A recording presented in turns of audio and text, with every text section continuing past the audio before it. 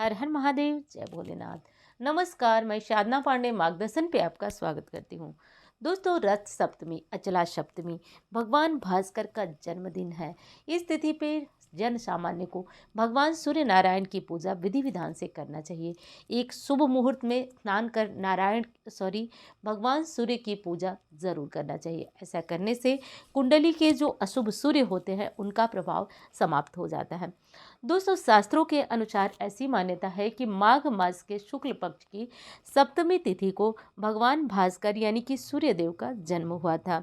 माता अदिति ने आज जो है सूर्य देव को पुत्र रूप में प्राप्त किया था।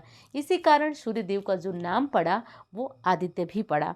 तो इस कारण दोस्तों, आज सूर्य देव की थोड़ी सी आराधना करने से कुंडली में अशुभ सूर्य भी शुभ फल देने लगते हैं। अब जैसा कि आप जानते हैं कि ग्रहों के राजा हैं सूर्य, और सूर्य को बलि कर देना सभी ग्रहों को मात दे देना होता है। यानी कि कोई ग्रह यदि थोड़े बहुत गड़बड़ हो तो कोई प्रभाव नहीं पड़ता, लेकिन सूर्य मजबूत हो तो व्यक्ति अपने जीवन में मान सम्मान, यश, प्रतिष्ठा, पद और सरकारी नौकरी सब कुछ प्राप्त कर लेता है। वहीं पे सूर्य यदि बली हो तो व्यक्ति रोगों से मुक्त हो जाता है। तो इतनी क्षमता है, इतनी महिमा है सूर्य की। अब दोस्तों, प्रायः कुछ गलतियां होती हैं जो कि हम हर रविवार को कर ही लेते हैं। शास्त्रों के अनुसार ऐसी मान्यता है कि जिन व्यक्तियों की कुंडली में सूर्य कमजोर हों उन्हें रविवार को नमक का त्याग करना पड़ेगा, लेकिन ऐसा होता नहीं है।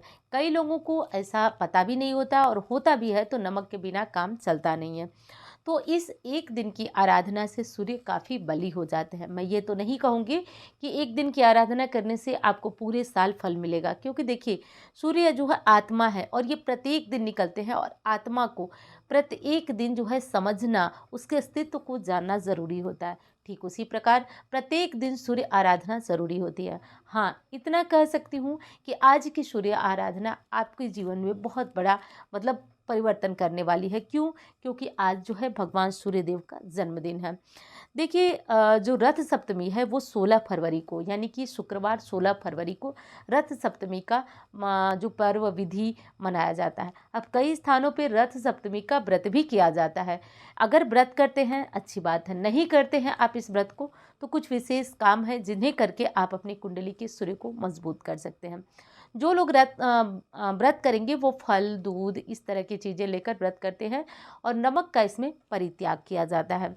अब दोस्तों, जो लोग व्रत नहीं कर सकते वो एक चीज़ का ध्यान रखें कि रविवार के व्रत में आप जो है रविवार का व्रत ना भी रख पाए आप तो कम से कम आज सरसों के तेल को खाने में इस्तेमाल ना करें, शरीर पे ना लगाएं, दो काम ना करें। बाकी इन चीज़ों का भी आप ध्यान कर सकते हैं, और जो चीज़ें दान करने को बता रहे हैं वो भी दान कर सकते हैं।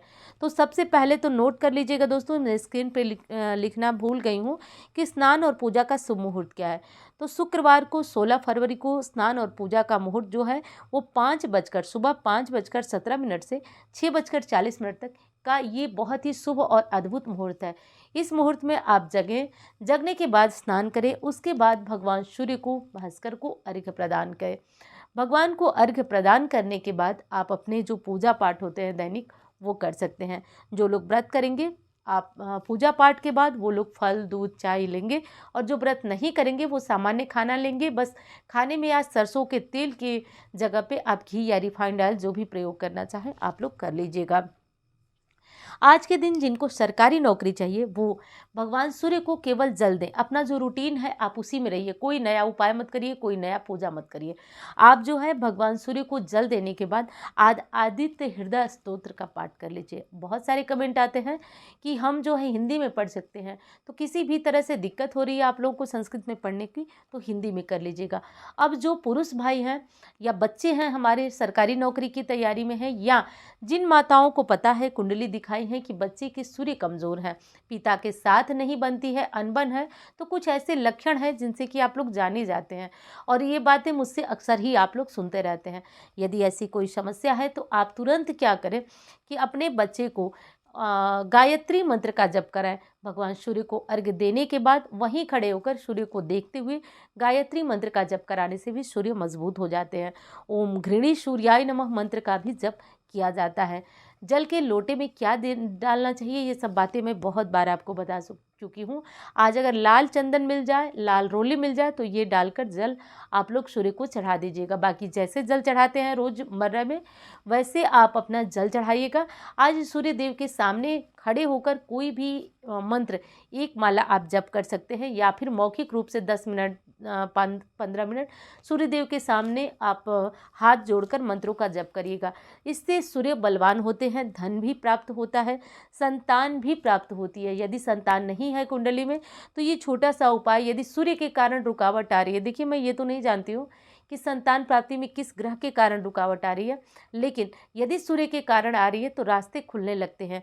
तो आप लोग ये काम, सूर्य का ये छोटा सा काम कर लीजिएगा। ये कोई बड़ा उपाय नहीं है, ना ही आप पे कोई भार लगने वाला है, आप लोग कर लीजिएगा। सूर्य को जल प्रतिदिन ही देते हैं, तो थोड़ा सा इस जो मुहूर्त मैं बताई हूँ उस मुहूर्त के अंदर आप लोग जल को दे दीजिएगा। इससे रोग मुक्ति भी होती है। सूर्य की पूजा करने के बाद आप अगर किसी चर्म रोग से परेशान है, खुजली है, फोड़े है, फुंसी है, तो आप लोग काले तिल का उपटन भी बनाकर आज लगा सकते हैं। और दूसरा काम आप लोग कर सकते हैं कि किसी भी मनोकामना की पूर्ति नहीं हो रही है आपकी, पता हो कि कुंडली में सूर्य कमज़ोर है, तो आप लोग एक काम और कर सकते हैं कि आप लोग काले तिल थोड़ा सा ले लें हाथों में और बहते हुए पानी में प्रवाहित करें। चूँकि हर जगह पे तो ये व्यवस्था नहीं है, लेकिन काले तिल बहते हुए पानी में ही प्रवाहित करने का असर होता है। कहीं मतलब जो जल शांत है, ठहरा हुआ है, उसमें इस तिल को प्रवाहित करने का कोई असर नहीं होगा। तो यदि संभव हो तो काले तिल बहते हुए जल में प्रवाहित करें, नहीं तो जो है आप ये उपाय ना करें। आज दान कुछ करने से भी जीवन से समस्याएं समाप्त होती हैं। क्या और कैसे करना है दोस्तों, लेकिन उससे पहले आपसे बता देती हूँ कि आपको वीडियो अच्छी लगी हो तो प्लीज़ लाइक करें और चैनल को भी साथ साथ सब्सक्राइब कर लीजिएगा। आप लोग चैनल को सब्सक्राइब करेंगे तो मैं जो है मोटिवेट होंगी और आप लोग को इस तरह की वीडियोज़ बना के जल्दी से जल्दी लाती रहूँगी। जैसा कि आप लोग परेशान हो गए थे, बहुत सारे कमेंट थे कि दीदी रथ सप्तमी की जो पूजा विधि है और चीज़ें अपलोड करिए, तो ये था। और आप लोग भी जो है यदि कुंडली दिखाना चाहते हैं या फिर कुंडली बनवाना चाहते हैं, केवल यही नंबर है मेरा दोस्तों, इसके अलावा और कोई नंबर नहीं है। आज दान क्या करेंगे आप दोस्तों, गेहूं और गुड़ का दान आज के दिन बहुत ज़्यादा सर्वोत्तम होता है, शुभ होता है, बहुत अधिक फायदा करता है। सरकारी नौकरी में रुकावट आ रही है तो आप किसी भी ज्योतिषी के पास जाएंगे, वो सबसे पहले तो आपका सूर्य देखेगा कि आपकी सूर्य की पोजीशन क्या है, अच्छी है तो ठीक है, नहीं तो ज़रूरत है उसे कुछ कर मतलब थोड़ा सा पुश करने की, तो आपको सूर्य के उपाय बताए जाते हैं। तो ये आसानी से चीज़ें मैं बता देती हूँ आपको, बिना कुछ लगे तो शायद ये चीज़ें आप समझ नहीं पाते हैं, लेकिन दोस्तों वही चीज़ें जब आप पैसे देकर किसी के पास जाएंगे तो आप उनका महत्व समझेंगे और उनकी वैल्यू समझकर आप उन उपायों को करेंगे। तो मैं यही कहना चाहती हूँ कि ज़रूरी नहीं है दोस्तों कि जो चीज़ें आपको मुफ्त में मिले उनका प्रभाव आप लोग न समझें।